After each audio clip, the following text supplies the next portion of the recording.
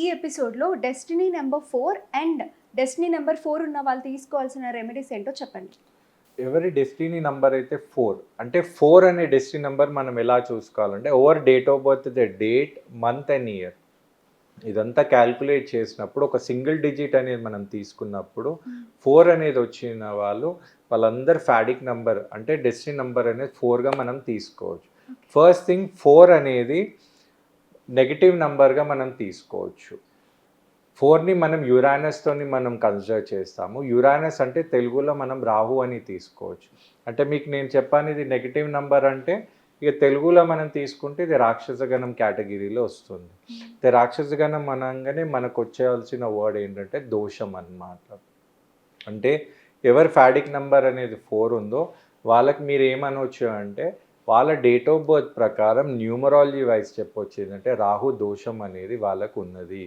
కొంతమంది ఆస్ట్రాలజీ ప్రకారం కన్ఫ్యూజ్ అవుతారు. అంటే మాకు ఎలాంటి దోషం ఆస్ట్రాలజీలో లేదని చెప్పారు, కానీ న్యూమరాలజీ వైజ్ ఎవరు ఫ్యాడిక్ నంబర్ అనే 4 ఉంటో వాళ్ళని ఏమంటామంటే వీళ్ళకి రాహు దోషం ఉంది కానీ అంతర్లో ఉంది అని అంటాం. అంటే ఇంటర్నల్ ఇండైరెక్ట్లీ ఉంది అని మనం చెప్పొచ్చు. దీనివల్ల మనం ఏం ఇంపాక్ట్ అనేది ఉంటుందంటే ఫస్ట్ థింగ్ రాహుని మీరు గమనిస్తే రాహు అనేది 4, మీరు శని మహారాజ్ని కన్సిడర్ చేస్తే 8 అన్నమాట. ఇప్పుడు 8 అనేది రాహు 2 రాహులు కలిస్తే 8 అన్నమాట. అంటే శని మహారాజ్ అంటే 4 + 4 అనేది 8. అంటే ఇక్కడ మీరు గమనిస్తే ఆయన హాఫ్ ఉన్నాడు కాబట్టి రాహు అనేది శని మహారాజ్కి హాఫ్ ఉన్నాడు కాబట్టి వీళ్ళని ఏమంటాం మనం అర్ధాశని అని కూడా అనవచ్చు. అయితే మీరు 8కి గమనిస్తే అనుకున్న పనులు అనుకున్న టైంకి కాదు అని మనం చెప్పాము. కానీ ఇక్కడ రాహుకి వస్తే మీకు ఏ పని కూడా అయిపోతుంది అని అనుకొని మీ దగ్గర దాకా వచ్చి అది అయిపోతుంది అనేటప్పటికి అది స్కిప్ అయ్యి వెళ్ళిపోతుంది అనమాట. అయితే రాహు ఇంపాక్ట్ ఇలా చేస్తాడనమాట. అంటే అన్నీ మీ చేయి దాకా తెచ్చి అయిపోతుంది, మీరు అందరికీ కమిట్మెంట్స్ ఇచ్చేసి అనుకున్నది అవుతుంది అనేటప్పటికి డిలే కావడం, పోస్ట్పోన్ కావడం, రిజెక్ట్ కావడం, ఇవన్నీ రాహు ఇంపాక్ట్ అనేది ఉండే ఛాన్సెస్ అనేది ఎక్కువ ఉంటుంది. దాంతోపాటు రాహు ఇంపాక్ట్ అనేది నెగిటివ్ ఉందనుకోండి, మీరు గమనిస్తే వీళ్ళ ఎడ్యుకేషన్ అనేది స్మూత్గా ఉండదు.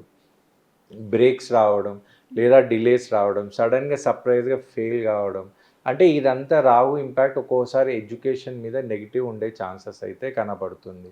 దాంతోపాటు వీళ్ళు ఏంటంటే కొంచెము వీళ్ళ దాంట్లో కూడా 2 ఇంపాక్ట్స్ అనేది కనబడుతుంది. కొంతమందికి పాజిటివ్ రాహు ఉంటుంది. పాజిటివ్ రాహు అంటే ఏంటి అంటే వీళ్ళు అతిగా పూజ చేయడం, భక్తిలో వెళ్ళిపోవడము, అందరినీ నమ్మి మోసపోవడం, ఇవన్నీ రాహు ఇంపాక్ట్ చేస్తుంటాడు.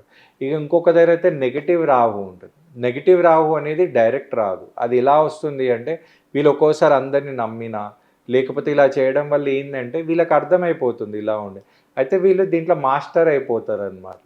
దానివల్ల ఏమవుతుంది అంటే వీళ్ళు ఏం చేస్తారంటే వాళ్ళు వేరేని మెజర్ చేయడం స్టార్ట్ చేసేస్తారు. అంటే ఎవరితో ఎంత పని అవుతుంది, ఎవరితో ఎంత మాట్లాడాలి, ఎంత మాట్లాడితే ఏం పని అవుతుంది, ఇవన్నీ వీళ్ళు అనలైజింగ్ లెవెల్ వెళ్ళిపోతారు. అంటే పక్కా మెటీరియలిస్టిక్ ఉంటారనమాట. అంటే వీరు ఏ ఫీల్డ్ వెళ్ళినా కూడా మీరు గమనిస్తే మ్యాన్ పవర్ని షిఫ్టింగ్ చేయడం, లేకపోతే కన్సల్టేషన్ చేయడం, లేకపోతే ఎవరినైనా మేనేజ్ చేసి రిక్రూట్ చేయడం, అలాంటి దాంట్లో కానీ లేకపోతే ఇప్పుడు యానిమల్స్ అంటే జంతు ట్రాన్స్పోర్టేషన్ దాంట్లో వీళ్ళు చేస్తే మంచి ఇంపాక్ట్ అనేది ఉంటుంది.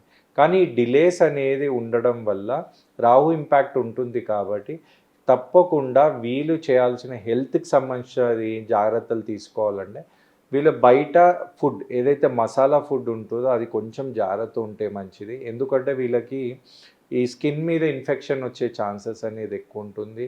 దాంతోపాటు కిడ్నీకి సంబంధించిన దాంతో కొంచెం జాగ్రత్త ఉంటే మంచిది. ఇలాంటి ఏదైనా సిమ్టమ్స్ వస్తే అవి కొంచెం సీరియస్గా తీసుకొని చెక్కింగ్ చేసుకుంటే మంచిది. దాంతోపాటు రాహు ఇంపాక్ట్ ఉంది కాబట్టి వీళ్ళు స్పిరిచువల్గా ఏదైనా గైడెన్స్ తీసుకోవాలంటే వీళ్ళు చేయాల్సింది దుర్గామాతకు సంబంధించిన ఏది చేసినా, ఎస్పెషలీ వీళ్ళు ట్యూస్డే రోజు ఆ టెంపుల్ విజిట్ చేయడమే కానివ్వండి, లేదా దుర్గా అష్టకం చేస్తే మంచిది. కానీ దుర్గా అష్టకం కంటే మోర్ పవర్ఫుల్ అంటే దుర్గా సప్తశ్లోకి. ఈ రెమెడీస్ అనేది ఫాలో అవుతూ ఆ హెల్త్కి సంబంధించి ఏదైతే మనం సిమ్టమ్స్ కొంచెం చూస్తూ ఈ డిలేస్ అనేది వీళ్ళకి జరుగుతుంది.